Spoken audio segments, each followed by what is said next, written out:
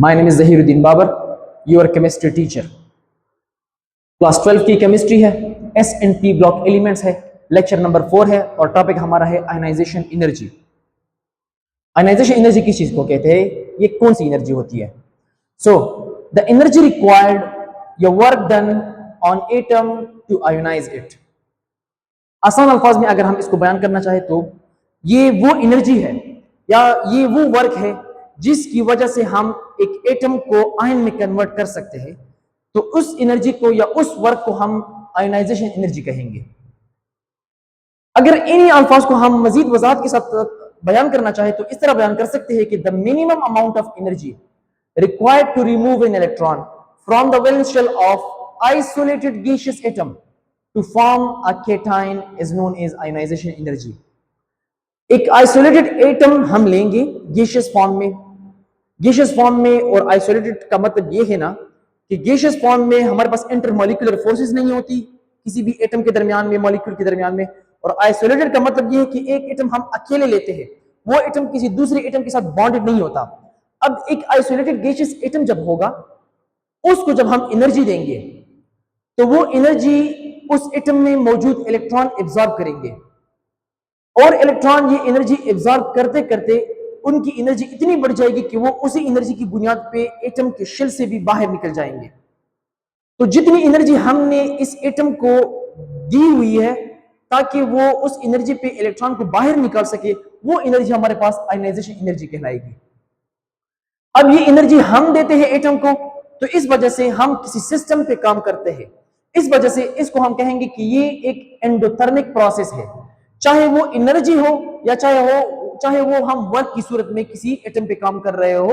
तो इस वजह से ये पॉजिटिव कंसिडर होंगे, पॉजिटिव, चाहे एनर्जी हो वो भी पॉजिटिव होगी या वर्क हो वो भी पॉजिटिव होगा, क्योंकि ये एंडोथर्मिक प्रोसेस है। तो इस वजह से ये एक एंडोथर्मिक प्रोसेस कंसिडर किया जाता है। मैं यहाँ पे एक स्केच के जरिए से आप लोगों को समझाने की कोशिश करूंगा। हमारे पास सोडियम की जो मुख्तलिफ एटम है ये एक मेटालिक लेटेस में बंधे हुए है, सॉलिड फॉर्म में है। अगर हम इसको हीट दे दे हीट, तो ये थोड़े लूज होके सॉलिड से लिक्विड फॉर्म में कन्वर्ट हो जाएंगे। अब ये जो एनर्जी हमने दी है ये आयनाइजेशन एनर्जी में कंसीडर हम नहीं करेंगे, ये हिसाब नहीं होगा। फिर लिक्विड को अगर हम मजीद हीट करेंगे, सोडियम में से हमारे पास सब्लिमेशन भी हो सकता है इसमें और इसको हम मेल्ट भी कर सकते हैं। तो बाज बुक्स में जो है ना ये सब्लिमेशन का डायरेक्टली बता देते हैं, लेकिन हम थ्रू प्रॉपर चैनल लिक्विड और फिर लिक्विड से गैस की तरफ आएंगे यहाँ पे। तो सोडियम जो है यहाँ पे लिक्विड फॉर्म में है, अगर हम इसको मजीद हीट देंगे तो ये गैसियस फॉर्म में चला जाएगा। अब ये जो एनर्जी हमने यहाँ पे दी है सेकंड स्टेप में और फर्स्ट स्टेप में, ये आयनाइजेशन एनर्जी में हम हिसाब नहीं करेंगे। यहाँ पे हमारे पास अब गैसियस फॉर्म में आ गया है जिसका जिक्र हमारे पास डिफिनीशन में भी हुआ है। अब गैसियस एटम में ये अलग अलग एटम है, इस अलग एटम को हम यहाँ पे एक अलग एटम कंसीडर करते हैं यहाँ पे, और इसको जो है ना हम मजीद एनर्जी देते हैं। अब इस एटम को, ये एक हमारे पास सोडियम एटम है, हमने जो है ना मेटालिक लेटेस से लिक्विड, लिक्विड से गैस और गैस में से एक एटम लिया है। अब इस एक एटम को जो एनर्जी हम देंगे और इसी एनर्जी की वजह से ये जो आउटर मोस्ट शेल में ये एक इलेक्ट्रॉन है ये जब निकल जाएगा तो हमारे पास सोडियम एटम से सोडियम केटायन बन जाएगा, और सोडियम केटायन बनने की वजह से हमारे पास यहाँ पे एक इलेक्ट्रॉन भी निकलेगा इस सोडियम एटम से।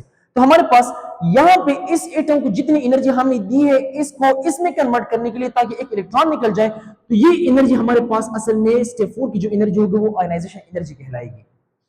यहाँ पे मैंने मेंशन भी किया है कि step 4 shows the energy capable for removal of electron is known as ionization energy, और आयनाइजेशन एनर्जी को हम आयनाइजेशन पोटेंशियल भी कह सकते हैं। मतलब ये जो स्टेप 4 की एनर्जी है ये वो एनर्जी है जो कि हमारे पास एक इलेक्ट्रॉन को निकालने के लिए काफी है किसी भी एटम की आउटर मोस्ट शेल से। इस वजह से हम इसको आयनाइजेशन एनर्जी या आयनाइजेशन पोटेंशियल कह सकते हैं। ये तो हमारे पास आयनाइजेशन एनर्जी की डिफिनेशन हो गई। आयनाइजेशन एनर्जी हमारे पास एक क्वांटिटी है, इस वजह से हम इसको नापने के लिए यूनिट का इस्तेमाल करेंगे। तो इसके यूनिट हमारे पास है इलेक्ट्रॉन वोल्ट पर एटम, या हमारे पास जूल या किलो जूल पर मोल, ये मुख्तलिफ यूनिट है जिसको हम इस्तेमाल कर सकते हैं आयनाइजेशन एनर्जी को नापने के लिए। तो इलेक्ट्रॉन वोल्ट पर एटम और किलो जूल पर मोल या जूल पर मोल, हमारे पास ये दो हम वो लेते हैं यूनिट इसको मेजर करने के लिए। जबकि हमारे पास एक इलेक्ट्रॉन वोल्ट पर एटम बराबर है 96.485 किलो जूल पर मोल के। तो हम अगर किसी भी जगह पे हमारे पास अगर किसी किलो जूल में वैल्यू दी गई हो, तो हम जो है ना इसी की मदद से हम इलेक्ट्रॉन वोल्ट पर एटम में, अगर इलेक्ट्रॉन वोल्ट पर एटम हमारे पास वैल्यू दी गई हो तो उसको हम जो है ना किलो जूल पर मोल में कन्वर्ट कर सकते हैं। अच्छा, अब है मिसाल आयनाइजेशन एनर्जी का, अब हम यहाँ पे मिसाल ले रहे हैं। तो देख ले यहाँ पे हमारे पास सोडियम एक एटम है। सोडियम के एटम में हमारे पास पहले शेल में जो है ना ये 2 इलेक्ट्रॉन होते हैं, दूसरे में हमारे पास 8 इलेक्ट्रॉन होते हैं और तीसरे में हमारे पास जो है ना 1 इलेक्ट्रॉन होता है। तो हमारे पास टोटल जो इलेक्ट्रॉन हो गए ये 11 हो गए, 11 इसमें प्रोटॉन भी होते हैं और इसका एटॉमिक नंबर भी 11 है। तो अगर हम सोडियम को एनर्जी दे दें, हम यहाँ पे इसको हीट अप कर ले, तो इस वजह से हमारे पास ये जो सोडियम का आउटर मोस्ट शेल में 1 इलेक्ट्रॉन है वो सोडियम से निकल जाएगा और सोडियम न्यूट्रल एटम से सोडियम आयन में कन्वर्ट हो जाएगा और इसके आउटर मोस्ट शेल में अब 8 इलेक्ट्रॉन हो जाएंगे और ये ऑक्टेट रूल के मुताबिक ऑक्टेट स्टेट गेन करेगा और ये स्टेबल कहलाएगा। लेकिन अब हमने यहाँ पे एक एनर्जी दी है खास अमाउंट की, जिसकी वजह से ये इलेक्ट्रॉन निकल चुका है और जिसकी वजह से हमारे पास सोडियम आयन बन चुका है और वो एनर्जी जो हमने दी है वो है 496 किलो जूल पर मोल। अब ये हमने पहला इलेक्ट्रॉन सोडियम से निकाला है, इस वजह से हम इसको कहते हैं फर्स्ट आयनाइजेशन एनर्जी। यहां पे मैंने इसके साथ पॉजिटिव साइन लगाया है, तो वो एनर्जी हमने दी है, जिस तरह मैंने यहां पे कहा है कि ये एंडोथर्मिक प्रोसेस है, तो जो एनर्जी है उसके साथ हम पॉजिटिव साइन इसलिए लगाएंगे क्योंकि ये एनर्जी हमने दी है। एंडोथर्मिक रिएक्शन है हमारे पास, एंडोथर्मिक प्रोसेस है, इस वजह से हम यहाँ पे एनर्जी पॉजिटिव लगाएंगे। कुछ स्टूडेंट हमारे पास यहाँ पे कंफ्यूज होते हैं और कहते हैं कि ये पॉजिटिव साइन यहाँ पे इस वजह से आया है क्योंकि यहाँ पे हमारे पास केटायन बन रहा है। बिल्कुल गलत बात है ये पॉइंट बिल्कुल बेबुनियाद बात है जो आप कहते हो कि यहाँ पे पॉजिटिव साइन की वजह से हम यहाँ पे पॉजिटिव लगाते हैं। ये इस तरह नहीं है, असल में ये प्रोसेस एंडोथर्मिक है और उसको शो करने के लिए हम यहाँ पे पॉजिटिव साइन लगाएंगे। अच्छा, यहाँ पे एक दूसरा मिसाल है हमारे पास मैग्नीशियम का। मैग्नीशियम के की शेल की अलग अगर हम इलेक्ट्रॉनिक कॉन्फ़िगरेशन करना चाहे तो इसमें फर्स्ट शेल में 2 होंगे, दूसरे शेल में हमारे पास 8 होंगे और फिर तीसरे शेल में हमारे पास 2 इलेक्ट्रॉन होंगे। तो कुल मिला के हमारे पास मैग्नीशियम के 12 इलेक्ट्रॉन बनते हैं। अब इसके आउटर मोस्ट शेल में 2 इलेक्ट्रॉन है, जिनमें से हम 1 इलेक्ट्रॉन को पहले निकालेंगे। तो मैग्नीशियम को अगर हम हीट दे दें और उस हीट की वजह से हमारे पास मैग्नीशियम से पहला इलेक्ट्रॉन निकल जाए, जिसकी वजह से मैग्नीशियम पे +1 चार्ज आएगा, तो इसको हम कहेंगे फर्स्ट आयनाइजेशन एनर्जी। वो एनर्जी जो मैग्नीशियम से फर्स्ट इलेक्ट्रॉन को निकाले वो फर्स्ट आयनाइजेशन एनर्जी कहलाएगी और वो हमारे पास मैग्नीशियम की है 738 किलो जूल पर मोल और इसका साइन पॉजिटिव होगा एंडोथर्मिक की वजह से। फिर हमारे पास अगर मैग्नीशियम +1 जो कि ऑलरेडी 1 इलेक्ट्रॉन लूज कर चुका है, इसका साइज थोड़ा छोटा हो जाएगा क्योंकि अब इलेक्ट्रॉन 11 है और उस पे प्रोटॉन 12 है, तो 11 इलेक्ट्रॉन पे 12 प्रोटॉन का पावर बढ़ जाएगा, जिसकी वजह से वो उसका साइज थोड़ा छोटा हो जाएगा। हमने पिछले लेक्चर में भी पढ़ा था कि केटायन का साइज पेरेंट के एटम से छोटा होगा, जिस पे न्यूक्लियर चार्ज बढ़ेगा। न्यूक्लियर चार्ज अगर बढ़ेगा तो हमारे पास आयनाइजेशन एनर्जी उससे ज्यादा रिक्वायर्ड होगी। तो अब हमारे पास इसकी जो इलेक्ट्रॉनिक कॉन्फ़िगरेशन होगी वो होगी 281, यहाँ भी 281। तो यहाँ पे 1 इलेक्ट्रॉन अभी भी बाकी है, इसको निकालने के लिए हम मजीद एनर्जी देंगे, तो ये दूसरा इलेक्ट्रॉन होगा। अब इस दूसरे इलेक्ट्रॉन को निकालने के लिए हमारे पास जितनी एनर्जी रिक्वायर्ड होगी उसको हम सेकंड आयनाइजेशन एनर्जी कहेंगे, जो कि हमारे पास मैग्नीशियम की बराबर है। Second ionization energy equal to plus 1450 kilo joule per mole, जो कि हमारे पास एंडोथर्मिक रिएक्शन है। अब यहाँ पे अगर हम नोट कर लेना तो first ionization energy is smaller than the second ionization energy. इसी तरह एल्यूमिनियम अगर हम मिसाल में ले लेना तो उसकी हमारे पास 3 इलेक्ट्रॉन होंगे, तो उसका हम थर्ड इलेक्ट्रॉन भी आउटर मोस्ट शेल में जो होगा वो भी निकालने के लिए एनर्जी देंगे।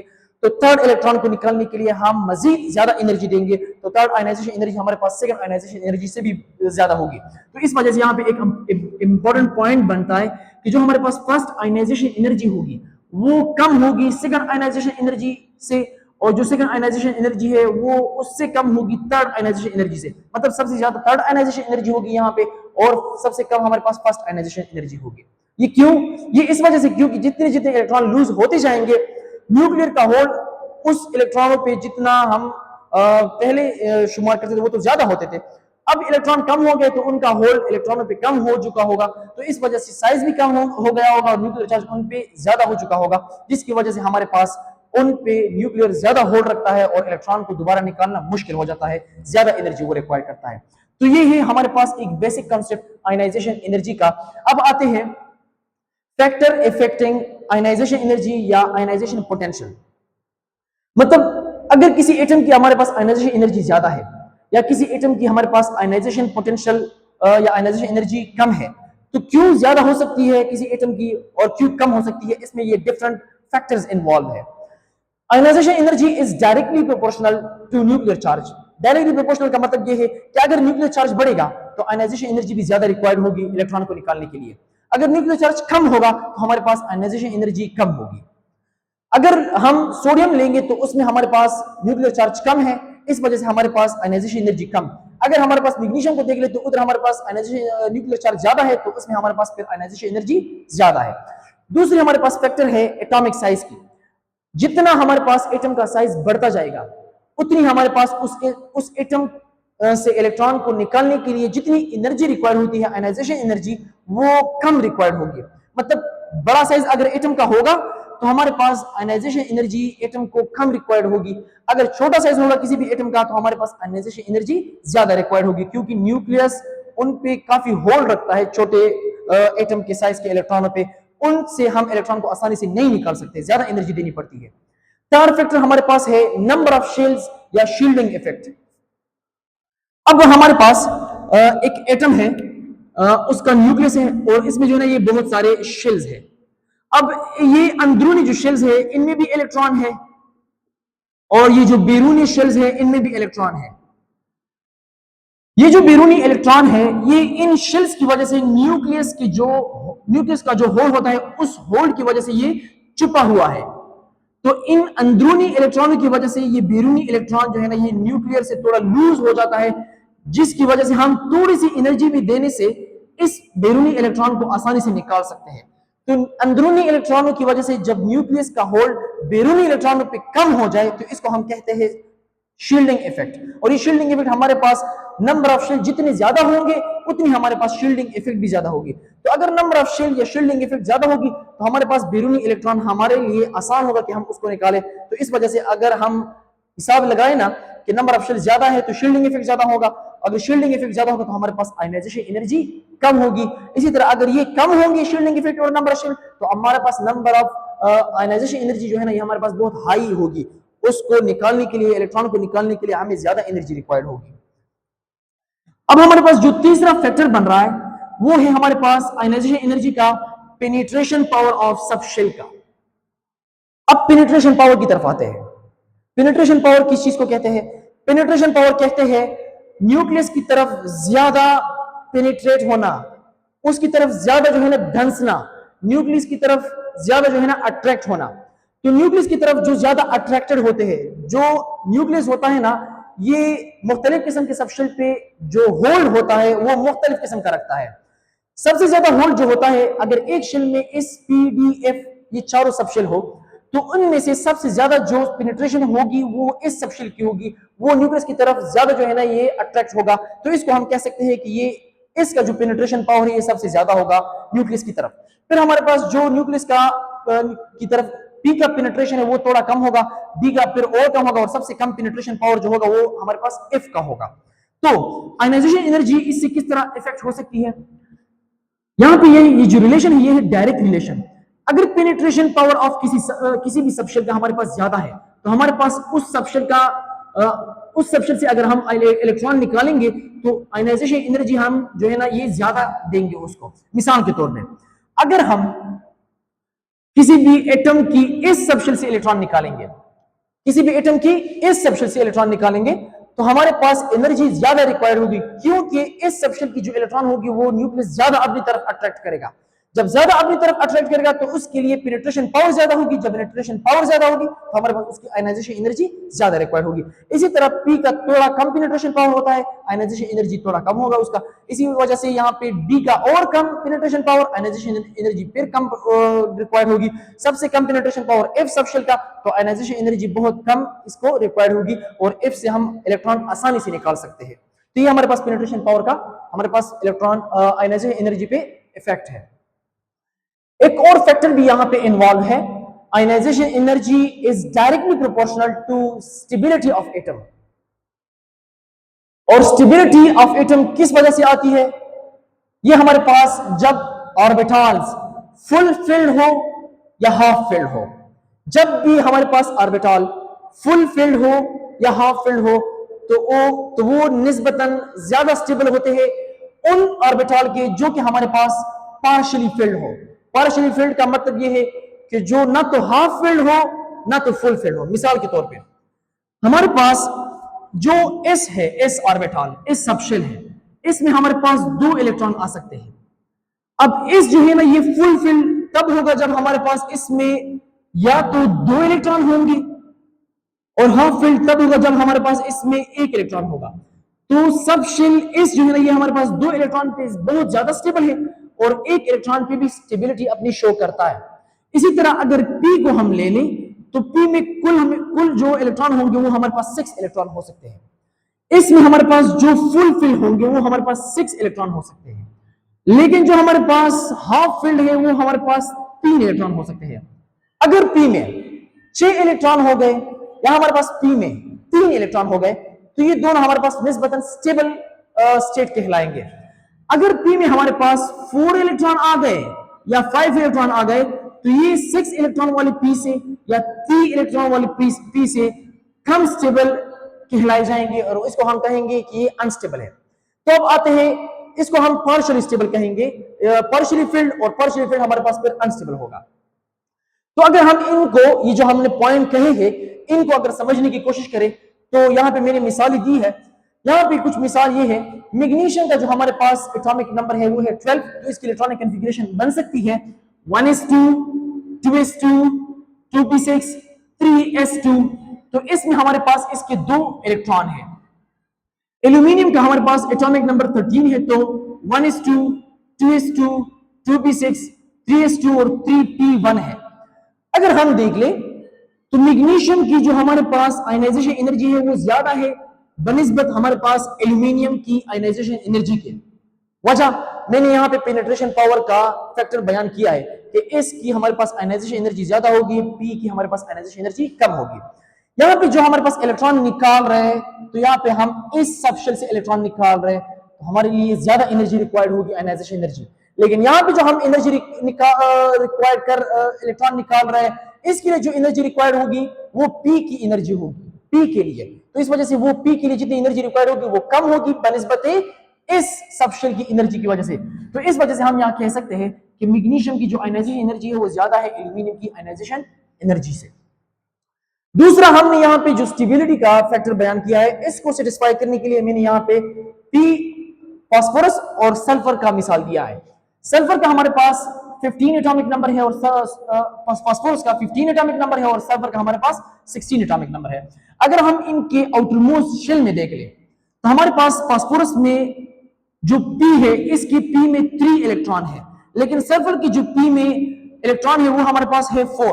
मैंने जिस तरह कहा है कि या तो 6 इलेक्ट्रॉन होने चाहिए पी में या तो 3 इलेक्ट्रॉन होने चाहिए ताकि ये ज्यादा स्टेबल हो। तो अगर हम यहाँ पे फास्फोरस में देख लें तो इसके आउटरमोस्ट शेल की पी में 3 इलेक्ट्रॉन है जो कि स्टेबल कंसिडर होते हैं, और यहाँ पे सल्फर की पी में ना तो 6 इलेक्ट्रॉन है जो कि फुल फिल्ड कंसिडर होते हैं और ना तो हाफ फिल्ड है जो कि 3 है।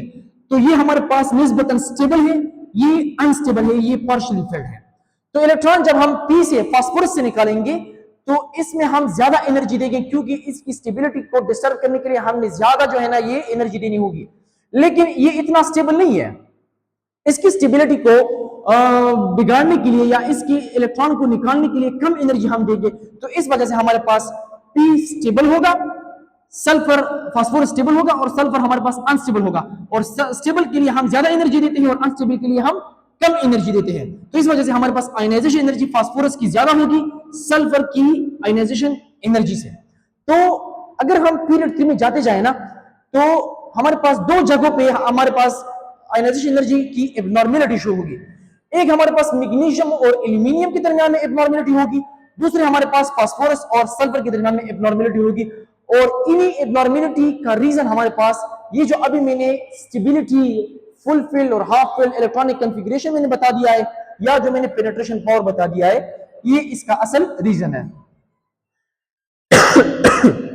सॉरी। अब आते हैं trend of ionization energy in period 3। जो पीरियड 3 के एलिमेंट्स है, इसमें आयनाइजेशन एनर्जी एक एलिमेंट के बाद दूसरे एलिमेंट में बढ़ती है या कम होती है, किस तरह चेंजेस इसमें क्या होती है, इसको पढ़ते हैं। तो सोडियम के बाद मैग्नीशियम, मैग्नीशियम के बाद एल्यूमिनियम, एल्यूमिनियम के बाद सिलिकॉन, सिलिकॉन के बाद फास्फोरस, सल्फर, क्लोरीन, आर्गन। अगर हम साइंस के हवाले से देखें ना साइज, तो साइज हमारे पास इसी तरह आगे जब जाते हुए हम देखेंगे ना पीरियड में, तो ये कम होता जाएगा। तो होना तो ये चाहिए था कि हमारे पास सारे जो है ना ये इसी तरह आयनाइजेशन एनर्जी शो करते, लेकिन ये जो मैंने पहले जो ऑर्डर दी है, ये जो मैंने पहला ट्रेंड दिया है, ये असल में गलत है। ये सारा ये आयनाइजेशन ट्रेंड हमारे पास एक्सपेरिमेंटली और फिजिकली पॉसिबल नहीं है, क्योंकि सोडियम और मैग्नीशियम में तो सही है, लेकिन मैग्नीशियम और एल्यूमिनियम में जो ट्रेंड है ये एबनॉर्मलिटी शो करता है, यहाँ पे ये सही नहीं है। इसी तरह फिर हमारे पास बाकी तो सही है, लेकिन यहाँ पे हमारे पास फिर फास्फोरस और सल्फर में जो ट्रेंड है यहाँ पे एबनॉर्मलिटी है, वो एबनॉर्मलिटी यहाँ पे शो करना जरूरी है। तो जो सही ट्रेंड होगा वो यहाँ पे ये होगा कि सोडियम की जो हमारे पास आयनाइजेशन एनर्जी है ये कम है मैग्नीशियम के, लेकिन मैग्नीशियम की हमारे पास एल्यूमिनियम से ज्यादा, ये एबनॉर्मलिटी में शो करना चाहूंगा और इसका रीजन मैंने ऊपर समझा दिया है। तो एल्यूमिनियम की जो हमारे पास आयनाइजेशन एनर्जी होगी वो कम होगी सिलिकॉन से, सिलिकॉन की कम होगी फास्फोरस से, फास्फोरस की हमारे पास सल्फर से कम होनी चाहिए थी, लेकिन यहाँ पे फिर एबनॉर्मलिटी आ रही है सल्फर और फास्फोरस की, सल्फर की हमारे पास ज्यादा है, कम है, और फास्फोरस की ज्यादा है। तो ये भी मैंने रीजन यहाँ पे स्टेबिलिटी की वजह से जो आया हुआ है मैंने रीजन दे दिया है। क्लोरीन की फिर हमारे पास आयनाइजेशन एनर्जी सल्फर से और ज्यादा, फिर सबसे ज्यादा जो आयनाइजेशन एनर्जी है वो हमारे पास आर्गन की है। Argon has stable electronic configuration, that's why it is difficult to lose electron easily. अब आर्गन की जो हमारे पास आयनाइजेशन एनर्जी ज्यादा है वो इस वजह से ज्यादा है क्योंकि आर्गन हमारे पास स्टेबल इलेक्ट्रॉनिक कॉन्फ़िगरेशन रखता है, और स्टेबल इलेक्ट्रॉनिक कॉन्फ़िगरेशन रखने वाले एटम को बहुत ज्यादा एनर्जी रिक्वायर्ड होती है ताकि हम उसकी आउटरमोस्ट शेल से इलेक्ट्रॉन को निकाल सके, तो इस वजह से उसकी आयनाइजेशन एनर्जी ज्यादा होगी। इस पीरियड नंबर 3 के एलिमेंट को अगर हम ग्राफिकली रिप्रेजेंट करना चाहे आयनाइजेशन एनर्जी के बेस पे, तो कुछ यूं हम रिप्रेजेंट कर सकते हैं। होना तो ये चाहिए था कि हम इस तरह ट्रेंड शो कर लेते कि मतलब जिस तरह हम पीरियड में जाएंगे तो आयनाइजेशन एनर्जी बढ़ेगी, लेकिन ये हमारे पास ट्रेंड गलत है।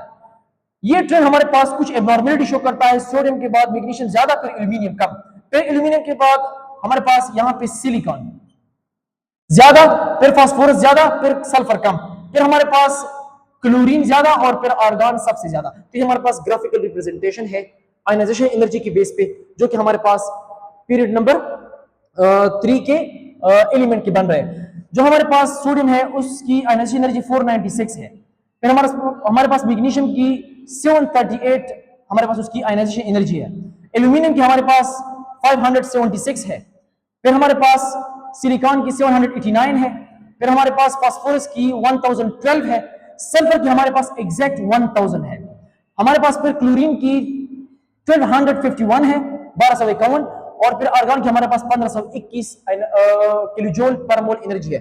ये वैल्यूज हमारे पास किलोजूल पर मोल में है, किलोजूल पर मोल। ये तो हमारे पास ग्रुप वाइज ट्रेंड का एक मिसाल था। अब आते हैं ट्रेंड इन ग्रुप। अगर हम पीरियड वाइज एक मिसाल था, अब ये ग्रुप वाइज है। Group means top to bottom, vertical column. तो अगर हम टॉप टू बॉटम देखें ना, तो हमारे पास लिथियम में हमारे पास 2 शेल्स है, उसका साइज छोटा है। सोडियम में हमारे पास फिर 3 शेल्स, पोटेशियम में फिर हमारे पास 4 शेल्स। तो इस तरह नीचे अगर आते हुए आप लोग देख लो ना, तो हमारे पास साइज बढ़ता है। जब साइज बढ़ेगा तो हमारे पास आउटरमोस्ट इलेक्ट्रॉन की न्यूक्लियर जो होल होगी उस पर कम होगी, कम एनर्जी उसको रिक्वायर्ड होगी ताकि हम उसको निकाल सके। इस वजह से आयनाइजेशन एनर्जी जब हम टॉप टू बॉटम आएंगे तो हमारे पास आयनाइजेशन एनर्जी कम होगी। लिथियम की हमारे पास आयनाइजेशन एनर्जी ज्यादा, सोडियम की फिर हमारे पास कम, पोटेशियम की फिर हमारे पास और कम, रुबिडियम की सबसे कम, और सीजियम की सबसे कम आयनाइजेशन एनर्जी होनी चाहिए। तो ये था हमारे पास कंप्लीट आयनाइजेशन एनर्जी का टॉपिक, जो हमारे पास काफी अहमियत का हामिल एक टॉपिक है, और इसमें से बहुत सारे ऐसे एमसीक्यूज हैं, ये जो ट्रेंड में अभी एक नॉर्मलिटी आई हुई है जिसको कवर करना जरूरी है।